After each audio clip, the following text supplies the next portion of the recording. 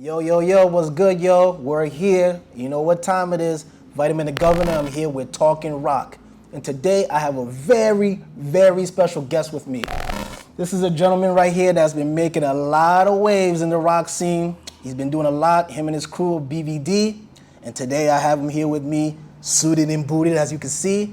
We're here at this fabulous dojo in the Bronx, which has a lot of history. And Papo Luv has invited me here today to speak to him about his history in rock and also a little bit about his martial arts history for those of you that didn't know about that. So we're gonna get started.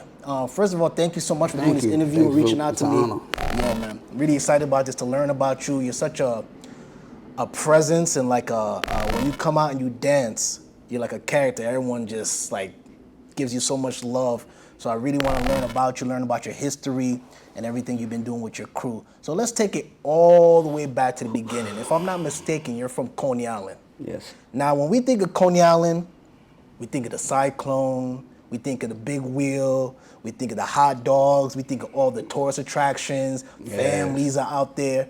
But it wasn't quite like that when you were growing up. Can you speak a little bit about your upbringing and growing up in Coney Island, Brooklyn? I'm originally from, I was born in Manhattan, New York. And, Okay. And then we lived up in Colwell, and then we moved to Prospect up in the Bronx. I stood there all the way to 76, and then that's when we moved to Brooklyn in 1976. How I started coming up with the music and all that, my family were always jamming on the house, always had people in the house. They were with the Young Lords at that time, and they used to do boycott hospitals and stuff like that for drug interventions and stuff like that. For people that don't know who the Young Lords were, can you speak a little about the Young Lords? If it wasn't for the Young Lords right now, we won't have no drug rehabs right now. The Young Lords play a very, very core role in our being to heal ourselves, and I say thanks to the Young Lords for that, because they saved millions, even at holding hostage a hospital just to get their point across. My mother and father were involved in that. I was really young. It was the 1970s at that time. I was about 5 years old. I was really young. And then I started taking to the streets back in 73. I was really young. I was about 7 years old at that time. Me and my cousin used to run on the park up in Katrina Park.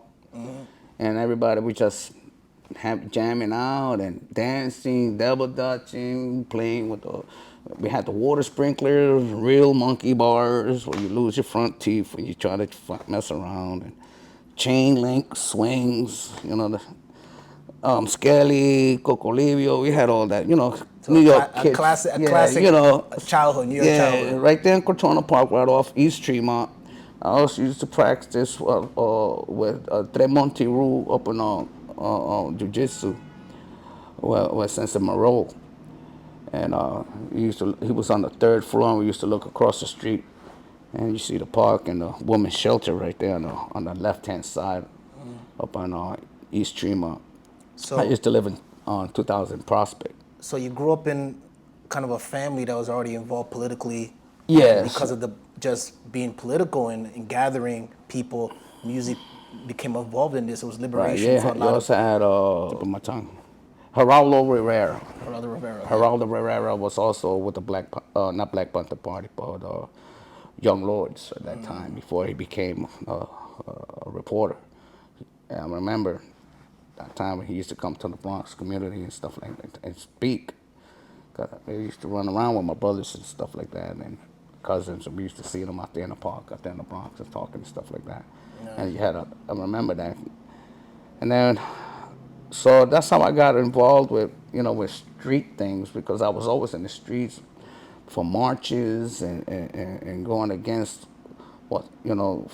we had no heat in the building, we had no lights, and sometimes in the corridor, there was always something. So very political upbringing. It was really messed up, everybody eating and we suffering, and then when we want to eat, we had to suffer because we're eating, and they kind of left us in the dump, and it was really dump, and we abandoned buildings, bricks all over the place, and Me, I thought it was just the way it was. I thought that was just life, That's how it was. We made the best out of everything.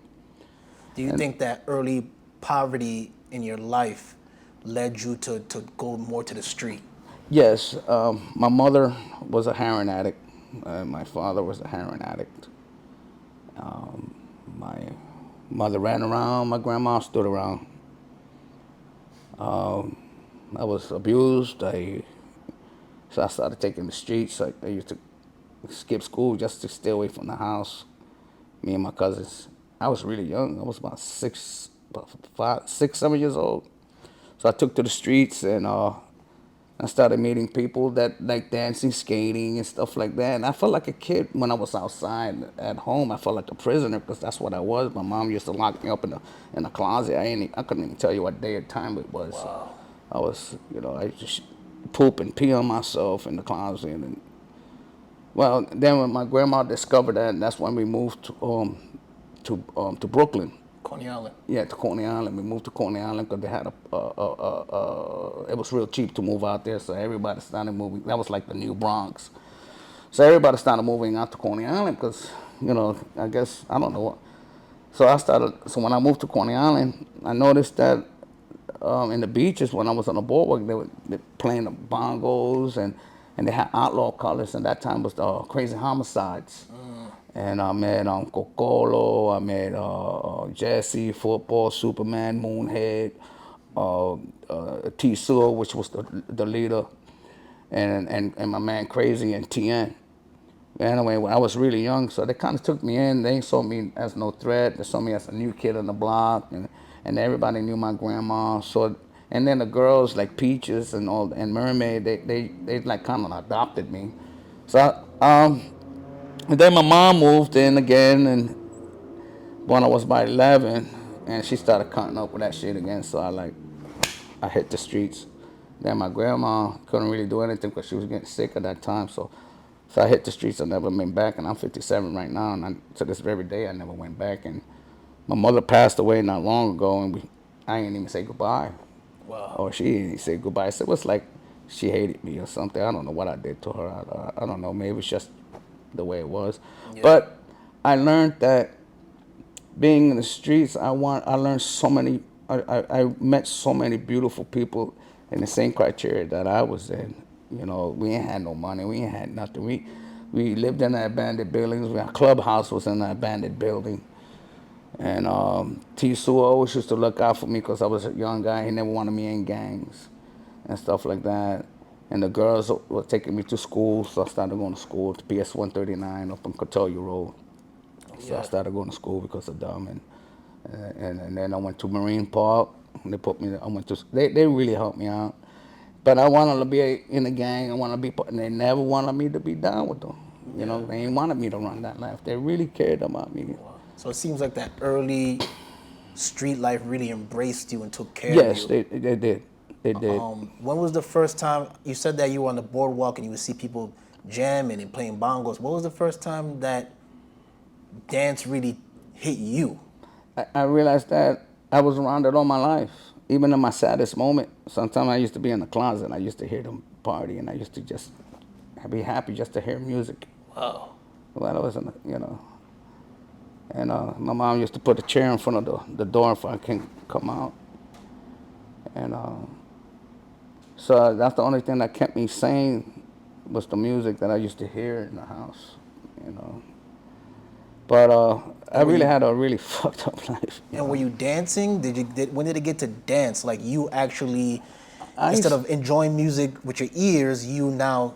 I don't know if you would call it dancing. I was more mimicking because I liked it, but I didn't know what I was doing. I saw them doing floor work. At that time, it was called the freak. It wasn't called break. It was called the freak. Let's do the freak, And then you had boppers, and those are the ones that really were into the dancing, more into the clubs. But nobody talks about the boppers. The boppers are those are the what you call it, Superfly, Shaft. Those are the boppers, but they don't talk about Shaft and all those. Shaft, Superfly, Across 110th Street. Yeah, those all boppers. That's why Black Caesar. Right. Yeah. You had a lot of Puerto Rican boppers. You had black boppers. And yet, you know, What would you define as a bopper? Is that someone a who just bopper, can't fly and can't he's spot? always flying like super fly, you know, like with the pork chops and leather jacket, you know, with the, you remember that? Playboys? Yeah, the Playboys. Okay. Guy, you know, a guy that's Pimp. into everything. Yeah, pimp, you know what I'm saying? He was a bopper. Okay. He's 75. He can tell you about poppers, So- but they don't talk about I it. was So- there when it started. So before kind of, the so-called B-boys and dancers, whatever they called themselves, That there was not. That there took was later boppers. on. Yeah, there were boppers. The boppers is what brought the music in. The boppers are the one that was taking over the clubs. The boppers are the one that had the heroin. The boppers had the cocaine. The boppers had the weed. They had the women. But nobody talks about that because it's taboo. But it's the truth. It's the truth. So they were like the fly guy. They were almost like the B-boy of their era, but without the dancing. They did the dancing, without the but without the dancing. Okay. They did it was called the freak. Okay. Dancing They had the freak. That they used to get on the back and it looked like they were freaking the fuck out. Oh, You know, okay. and then remember the tap dancers when they get on the floor and they're spinning around like that with their feet. That's the freak. Okay. You know, and like another one, Dick Van Dyke. He's the first popper. Nobody knows about him being as a popper. A dope popper. You have to look on the Dick Van Dyke archives, so you'll have a really nice time. Yeah. And you see him moving back, moonwalking, and all types. Okay. And it's black and white, you know, but classic, man. You know, and I used to watch that stuff, and I liked that stuff, and I learned a lot from the boppers. And as a matter of fact, the first crew that I encountered was RCA, Rock City Association, with Rubber Band and Afro and them. Okay. I was also Rockwell Association. Me and my cousin Ness. I mean, not Ness, Nace.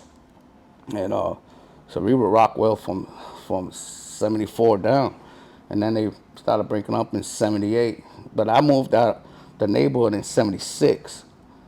So I started learning some new stuff, which I seen it before. You had your hitmans out there in the Bronx, and they were outlaws, and you had the chinglings. They ain't do no floor work, but that's why I saw the first time rock. Like they were fighting, but you didn't see too much of it in the Bronx. And sometimes you see the boppers rocking.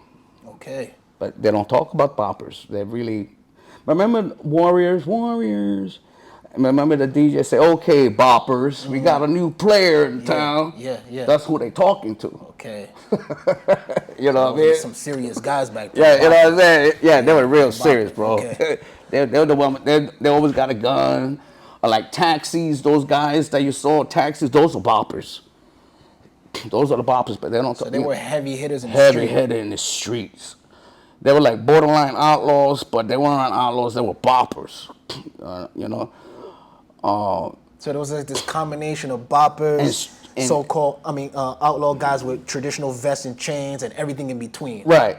But they were the pork chops and Superfly, you know, like. And that's what you were watching that you were While saying. I was growing up. Yeah, that's when I was growing up. I grew up between the boppers and outlaws. So that's why my attitude is different. That's why I see things different. Because I was raised in it. I was always in the street just to try to get away from my house. I didn't want to be in a fucking closet. Got tired of that shit. So I find anywhere and any excuse to be home late all the time. I took my ass whippers like a man. I took my ass whipping like a champ. You would have been proud of me. I think the whole early generations took their ass whoopings like I took it like a champ. all right. You know what I mean? But we don't advise whooping your kids today. No, you know. You can talk to them today. You can talk to them or take their cell phone away. You don't gotta wear. You don't have to wear a gi in your house with your mom, your mom, and your pops. So you're seeing these boppers, seeing these gangsters. You're coming up in a very hard life for yourself due to not having the home infrastructure. You're moving from the Bronx where you saw some things and experienced some things. Now to Coney Island, where you're experiencing more things, seeing more things.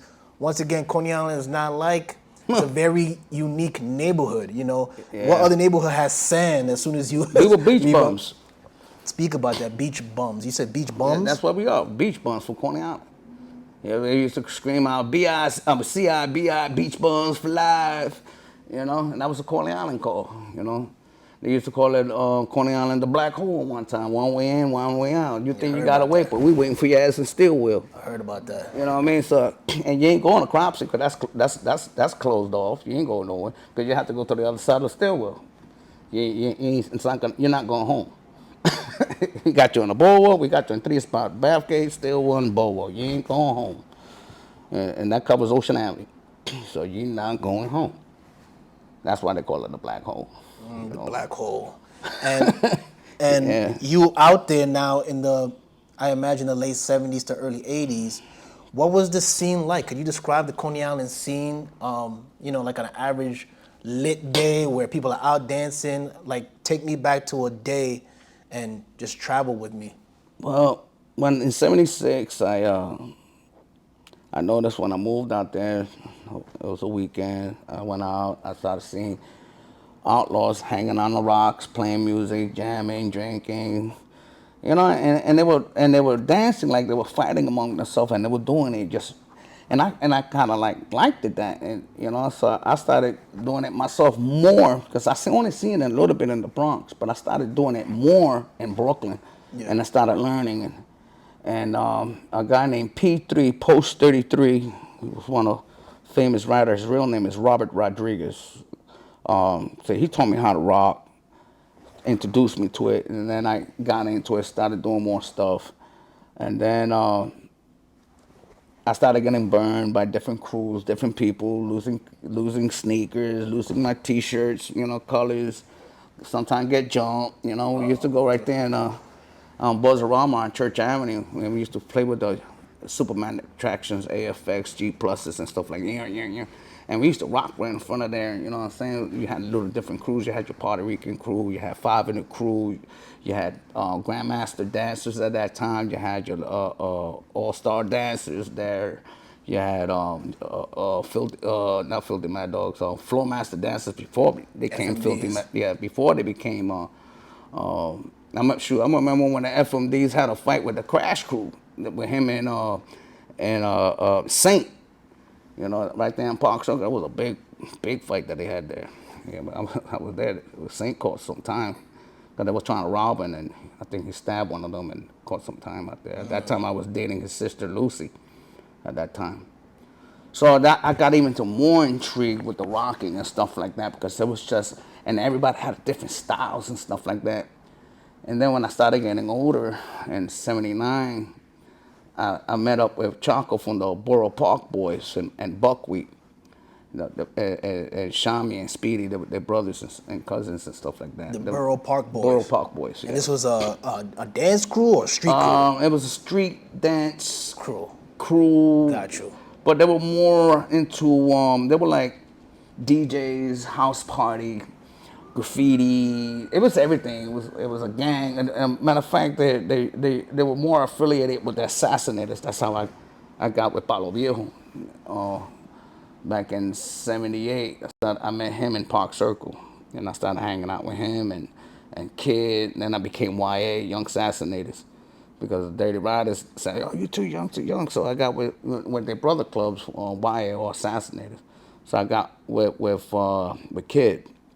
He was the leader of the Young Assassinators, and then later on I got with the TAs, and the main supreme prez is Demon, the most wonderful person you could ever meet, very family orientated. He's not with that negative stuff. He was all about preserving his street family, and the street family is the most lost things that we have to this day. It's lost. There's no more codes in the streets. You could be in the streets right now. They don't give a dime about you. Back in the days, you would be in the streets. You got someone. You got a hand to reach to you to pull you out from your trauma, from your misery. I was blessed with a few people in my life, and I learned that rock gave me another way out to forget about my problems and everything that I had within my mind. I filter it out with my rock, so that's why my rock was a little different all the time, because I really expressed it. After Chaco broke it down to me, it's not a dance; it's more spiritual. It's a fighting angel against negativity. And so when he told me that, I ran with it. I ran with it. You're thinking about you, Michael. You fighting all these. You know what I mean? That's how I felt when I rocked. When he woke me up, man, that man, I never got burnt again. I swear to God, I used to go home barefooted, beat up, shit. Got my face split over it. Yeah, You know, that's from rocking, bro. Over the rock. That's over from an old English bottle that they hit me in my freaking face with. You know, and I was just a kid. I was not even 13 years old yet. You know, just a little young kid. You know, but that's how it was. And everybody was on heroin. Everybody was shooting up, and I never got into that stuff. Thank God. But I started getting in trouble later on and stuff like that. Stupid shit, and half the shit I didn't even do. I just didn't rat them out. Of course. I just took it. You know, you know. That's how it was. Half the felonies I got, it's not because I did it, it's because I was shut up. He was loyal to the street code. Yeah, and that's how it was, and, you know, and I ruined my life. I didn't ruin my life. I think I'm blessed. And then I did a bid. I did 9 years. And basically was fucking around and, you know, caught a charge and shit. I was on drugs at that time. In the 70s or in the 80s? In the 80s. So were you able to kind of see, because, you know, once the movies came out, such as the Wild Styles, the Break-Ins, the Beat Streets, the whole dance community seems like it exploded. You had clubs like the Roxy's, you had all these spots, all these things going around. Were you able to experience any of that, or did you unfortunately get locked away? They didn't like us. They because I was really outlaw, because that's the only clothes I had. I ain't had all that, you know. I ain't had no money. I was just with my MCUs and my jeans and my colors, and that's it. We were just outlaws. And honestly, we didn't even see ourselves outlaws. We just see ourselves as family, you know. And that's how it was. Our family, we're going out, and then we all color up, patch up to let them know that our family is moving. And usually when the family is moving, it's not because they're looking for trouble. They're just hanging out with the family. They might want to go to Central Park. They might want to go to Prospect Park as a family, as a unit. And sometimes, you know, other rival gangs want to cut up. So next thing, you know, we're into a war, or we have a sit down before a war. It was more personal because that's all we had. Like literally, when I was telling you, that's all we had. We ain't had no. It was like a bunch of kids from Peter Pan and shit with no parents. That's how it was. But we had knives and cocktail bombs at that time. You know, we weren't. No, we were really nasty little kids. We were like the Lords of the Flies and shit. And that's how it was. There was a bunch of Lord of the Flies in New York, and I was part of the Flies and the Lord. Everywhere. By the time you walk down a block, you're already hit by 5 clicks. You're in a different gang group. Wow. You know? So it seems like while other people were more dancers, it seemed like the dance was more a refuge for you. Exactly. And you said it. Had to live. It was a refuge. Had to live like the street life of survival. And just to have that dance was a blessing.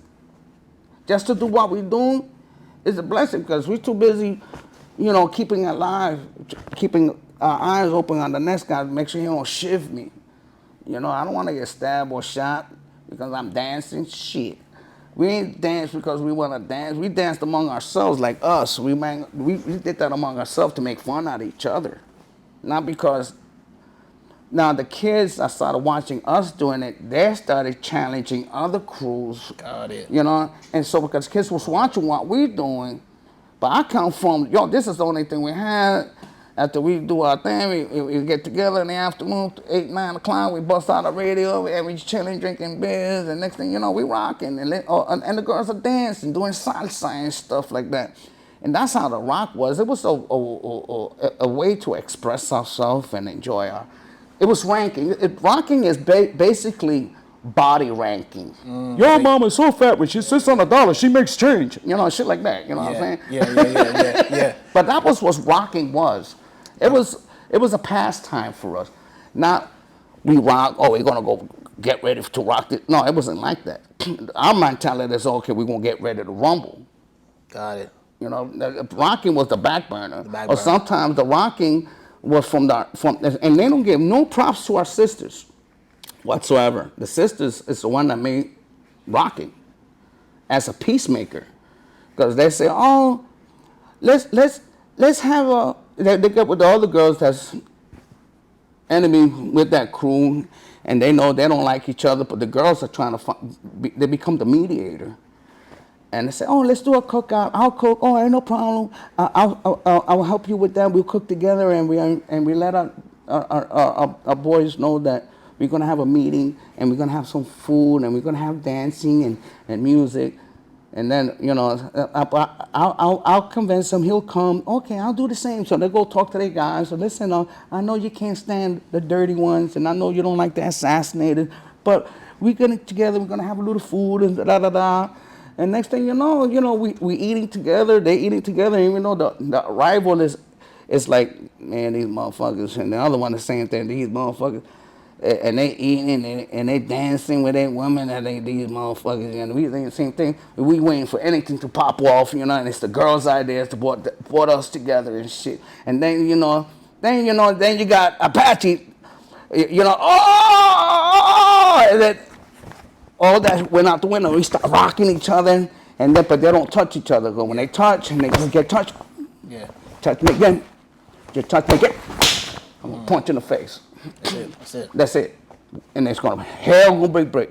But if you ain't got no touching anything, and we have a good time, and after that rock finish, then we dancing, everybody's at ease now, they're passing weed among each other, they're chilling and drinking. Next thing you know, we could fly colors in your neighborhood or a peace sign. So we won a friendship. And the girls played a big role and half the time with the peace.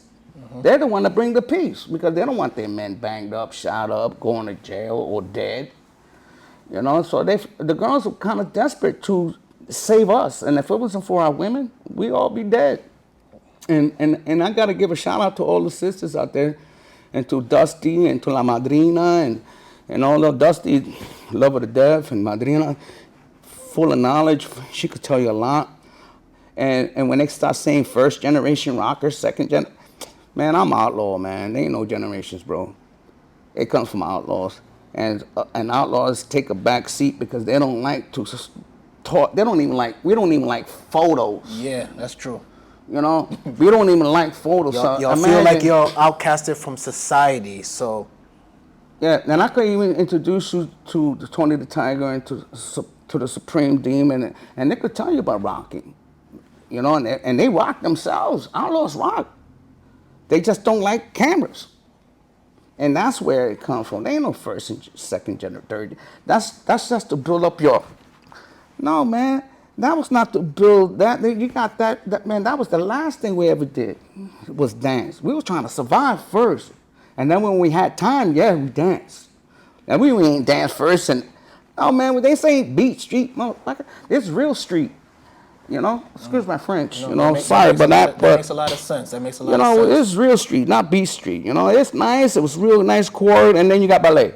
Man, let me tell you. So we ain't had ballet. The nearest ballet was in Lexington Avenue, and that's out our reach, and we can't afford it.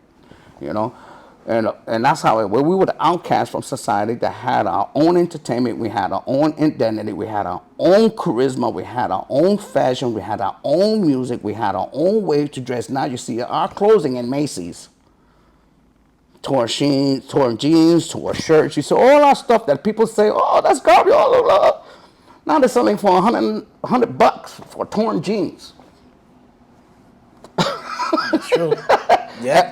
Or you drop Kool-Aid on your shirt, and that's called tie-dye now. Yeah. I remember back to oh, man, I'm trying to dry it up, and next thing, oh, nice design. That happened by Kool-Aid. I remember. And then they started dipping the teachers in Kool-Aid, and we used to make our do-rags with pantyhose. My grandma used to be mad at me because every time she used to go to Kingdom Hall, they used to take a stocking and put it on my head. She used to get mad. She used to, whoa, where my leg at? And that's it. So you spoke about how kind of organic this was, like people in the neighborhood getting together. It was more tight. The street families. What were some of the records of that era that were ringing off hard? Like when the songs dropped, everyone. Tom Jones, looking out my window. Yeah. Looking out my window. Ray Charles. I mean, I wasn't there for it, but man. And they bust out, everybody just kung fu fighting. Oh, that motherfucker, I used to jump off the sofa and shit. Because we used to love Bruce Lee and all that shit, man. Forget about it, man. AC/DC. I rock to that. Because of all the beats and all that. And all the outlaws, a lot of outlaws, all the outlaws love rock. Of course. So that's why they're very aggressive with the rocking and stuff like not because of the music, it's because of the way that we hear music is, and it's not and it's just a 21st century of war dancing. War dance have been around since the beginning of time. Yes, absolutely. You know, since before they go to war, they dance how they're gonna rip your heart out and win the war, and then after they rip your heart out, they're gonna dance again after the war is done. This is how we did it, and then they dance again, and the kids are watching that, and they carry that tradition to the next generation, to the point that we're doing it now. There's a lot of moves and breaking that when you look at that you see that in Africa. Yeah, yeah. You know what I mean? So this is not new. This is not, nobody invented nothing. Like I always said, I ain't invented rock. I just made it better. You know? Nice, nice. You know what I'm saying? But I never invented nothing. You know, I went according to what I felt and what I saw at that time. And it was something that I didn't know what I was doing, but I had fun doing it. And it changed my life because it gave me another way out, and then it just gave me another way out. And this was back in the 80s. And then when I got out of the joint in 87, I fell in 85, got out in 88, yeah, 87, 88, got out in 88.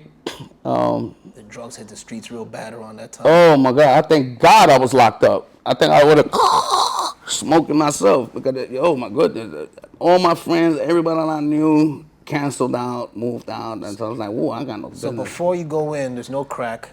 Yeah, there was nothing. When you come out, whoa, I don't know crack. what it was. All they had was wine, you know, you twist up. Yeah. wow. So then when you come out, it's crack, cocaine, quaaludes, pills, everything. Yeah, it was like, you had they had quaaludes before I went in, you know, Gorilla Biscuits and all that, you know, acid, they had that, but when I had crack, I never even heard of it, you know. But when I came out, there was little valves all over New York City. It was like, what the heck is it? It was pink valve, green valve, blue valve. It was like, what the fuck? It was like New Jack City. Yeah, and you didn't know. I didn't know what it was coming out. So I heard of it, but I never seen it until and then when I saw my cousin Nace, he got really bad into it. I tried to help him out. He robbed my house 3 times. Because my cousin loved him so much. So I allowed him to rob me 3 times. But I miss him. And if he ever sees this video, I miss you, Nace. And I hope you stop that dumb shit, you know. But it took out a lot of, that crack really, I call it ghetto cleansing. That's what that was. It was like a Vietnam within, and, you know, the killing, it was just ghetto cleansing. I thought, to me, I felt like it was planned out, you know. It was planned out, and nobody did nothing about it. Nobody did nothing but just arrest you and arrest you and arrest you. You know, there was no way up. And then the government makes it even more worse. You know, add more fire to the gasoline, and you know already it's burning, man. You could do something about it, and it's a shame. Yeah. And it's a shame where we at right now. So you come out of jail in late 80s into to nothing. Crack-ridden New York City, heading down the murder capital of the United States in the early 90s, 90, 91, 92. Did you stay in New York City? Did you move? How was it for you to I moved to transition? Jacksonville, Florida at that time. Florida. Yeah, I moved to Jacksonville because my grandmother moved out there. I went there. I stood with her for a while. And then I came back to New York City. I became a superintendent out here in the 90s. I got me a job with agro management, and then Hemsley and Spear, Buck Button and Warren. I had really good jobs. But I learned a lot from prison. I learned how to read. I learned how to write.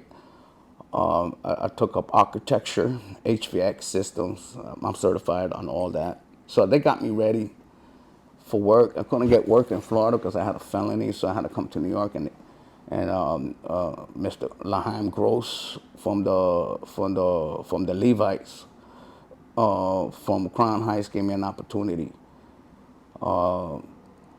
As a superintendent, they gave me a chance, and it was the Harry Silver building up on Bedford.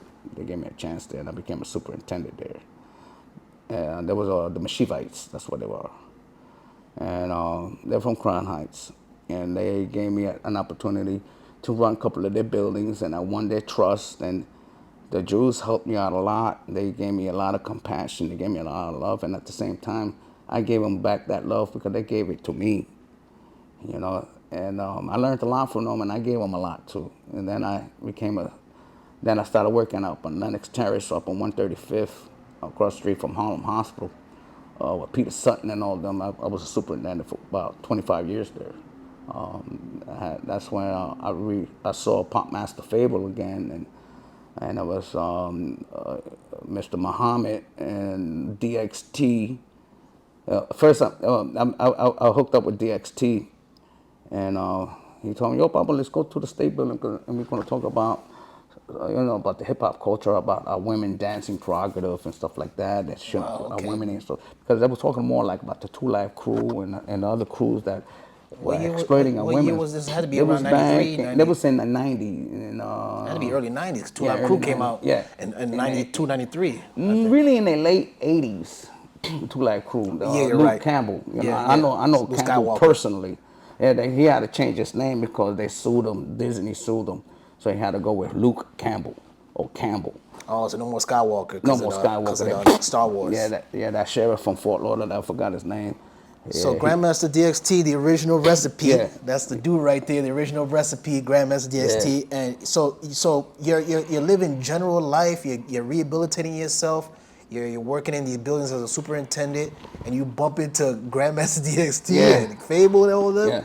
Wow. And then at that point in your life, and Jazzy J and all them, So at that point in your life, are you like even want to be a part of that? Or I didn't even know what was going on. I didn't even know what was still happening. Because I got married, I started working, I didn't know anything. I got out, there was nothing there, it was nothing but crack. It's like I thought it was done. And I met Fable for the first time. It was B.V.Ds versus Rocksteady back then, on the Brighton Beach in Coney Island. That's how I met Ken Swift, Wiggles, and Fable. This is in the 80s? In 1980. 1980. Yeah, that's where I met Pump Master Fable and all them. And we were rocking, and we had a great time. And then it started popping. I never seen that in my life. And then Pump Master Fable was talking about popping, and the way he was bringing it, he was very informative. And we became friends, and they were very interesting. We did floor work, I did floor work. Ken Swift did, I did mine. So everybody did things. We did headspin on the boardwalk. Ken Swift did a headspin on the boardwalk. I did a headspin on the boardwalk. We were just getting busy. We had a great time, And there was no fighting between us. B-boy stance, how it was. And the one that stood out to me the most was Fable. And we lost touch. And then when I saw him through DXT, up in the State Building on 125th up in Harlem, up in the State Building. I think the Moses Powell Building or something like that. And we were talking about that, and then I linked up with Fable, and then we started talking. And then we walked from the State Building to my building, because I ain't lived too far. I was on 135th, and we walked up. It was like 10 blocks. Yeah. So I took him to my house, and showed him the building. I ran 6 buildings, 1,600 units, and a staff of 60 men. I had a big operation. Yeah, that's a big operation. That's a big operation. I was in 32B. Staff of 60 people? Yeah, staff. That's a lot. Security, yeah. I also have a degree, I got it from prison. I have my associates and stuff. I once I learned how to read, I really grabbed onto it. It was like a dry sponge that's encountered water and shit. That's how I just really ran to it, and I learned so much, and I didn't stop. Then I got married, met with Fable, and we started talking, and we started talking about b-boying again.